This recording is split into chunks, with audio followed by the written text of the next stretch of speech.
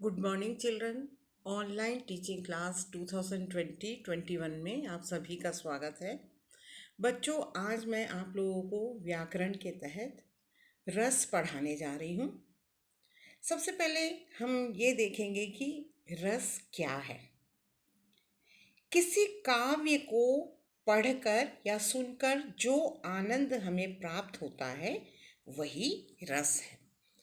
जब हम किसी कविता को पढ़ते हैं या सुनते हैं तो उससे हमें जो खुशी मिलती है, जो आनंद मिलता है, वही रस कहलाता है।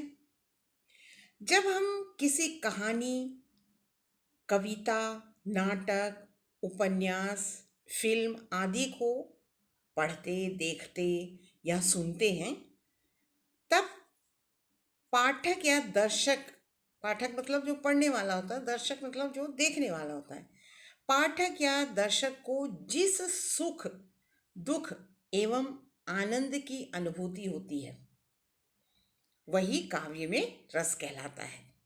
हम लोग मान लो कोई कहानी पढ़ रहे हैं, कविता पढ़ रहे हैं, नाटक पढ़ रहे हैं, उपन्यास पढ़ रहे हैं या कोई फिल्म को देखते हैं, तो देखने, पढ़ने, सुनने से हमें जो भी सुख, दुख और आनंद प्राप्त होता है वही कविता में रस कहलाता है।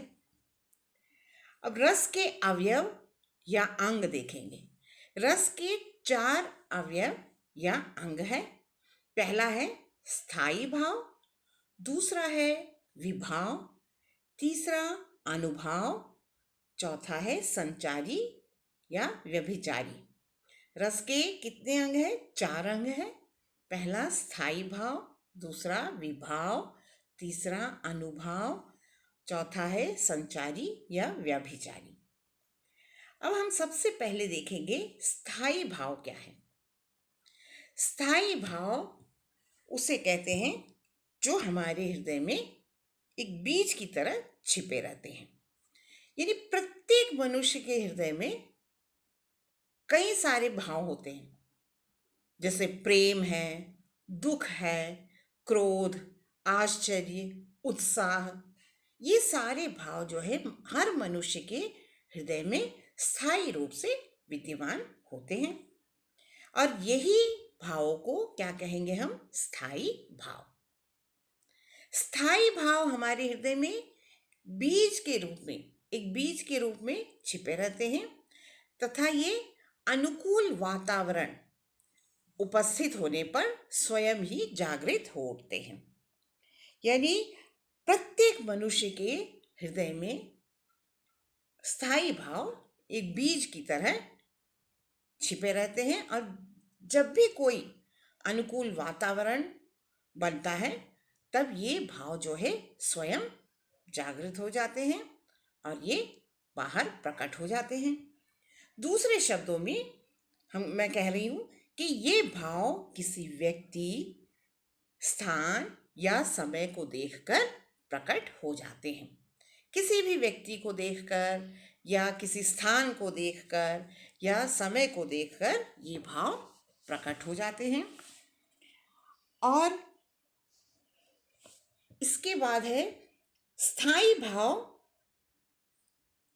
मुख्यतः 11 होते हैं। हम इसके बारे में आगे पढ़ेंगे। स्थायी भाव कितने होते हैं? 11 होते हैं।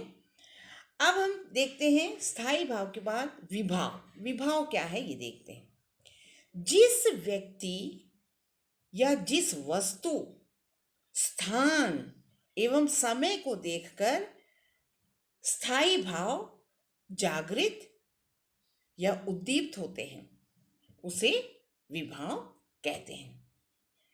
हम अगर किसी भी व्यक्ति को या किसी वस्तु को, स्थान एवं समय को देखते हैं तो हमारे हृदय में जो स्थायी भाव है वो जागृत हो जाता है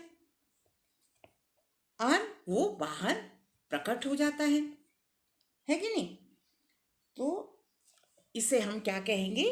विभाव कहेंगे। विभाव के दो भेद है। एक तो आलंबन विभाव है पहला, दूसरा उद्दीपन विभाव। तो हम देखते हैं कि आलंबन विभाव क्या है। आलंबन विभाव उसे कहेंगे जिसे देखकर मन में कोई भाव जागृत होता है, उसे हम आलंबन विभाव कहेंगे।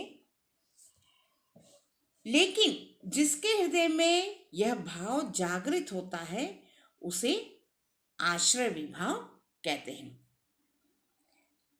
मान लो हम किसी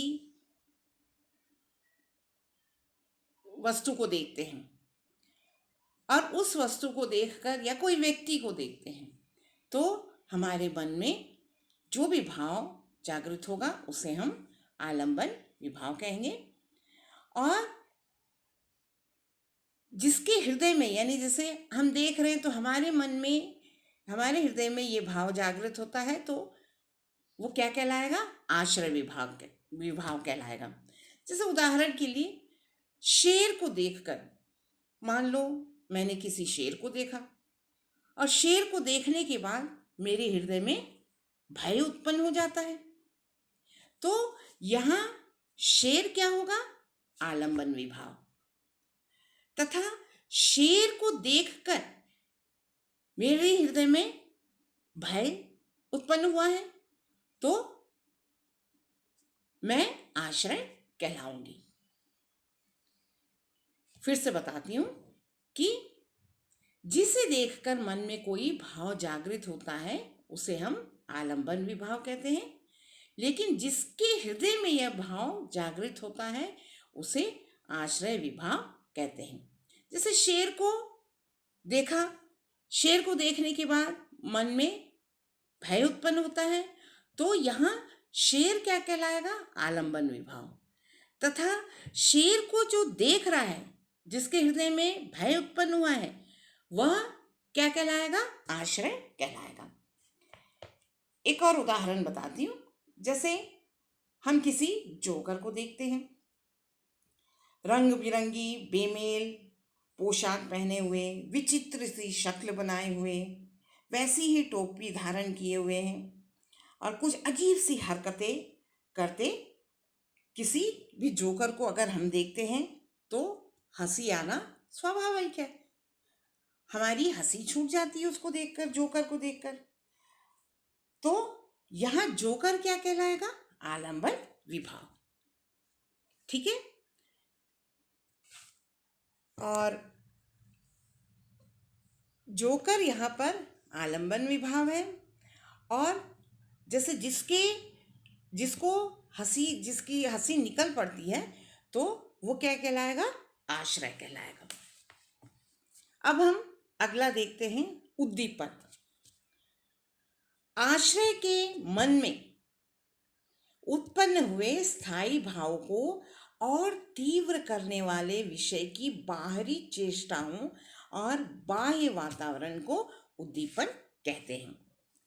यानी आश्रय के मन में, जैसे जोकर को देखा और हंसी छूट गई, है कि नहीं? तो जिसकी हंसी छूटती है वो क्या कहलाएगा? आश्रय कहलाएगा। तो आश्रय के मन में जो भी भाव उत्पन्न हुए हैं, तो उस स्थायी भाव को और भी तीव्र करने वाले और उसको तेज करने वाले जो भी विषय होते हैं, जैसे बाहरी चेष्टाओं से, और जैसे बाहरी कोई हरकत से या बाहरी वातावरण को देखकर, तो इसे हम क्या कहेंगे?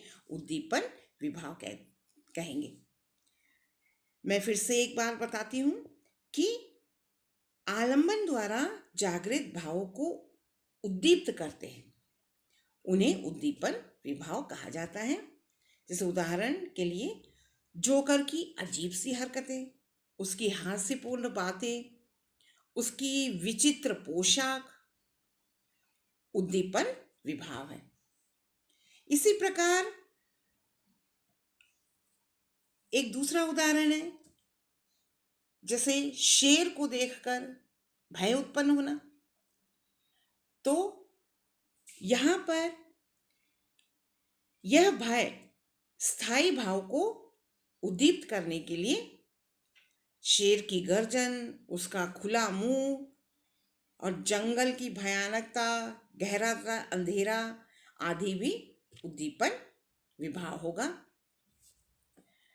एक बार फिर बताती हूँ कि आश्रय के मन में उत्पन्न हुए स्थायी भाव को और तीव्र करने वाले विषय की जो बाहरी चेष्टाएं हैं, बाहरी चेष्टाएं जैसे मैंने बताया था, जोकर की बाहरी चेष्टाएं, जैसे उसकी अजीब सी हरकतें, उसकी हास्यपूर्ण बातें या उसकी विचित्र पोशाक।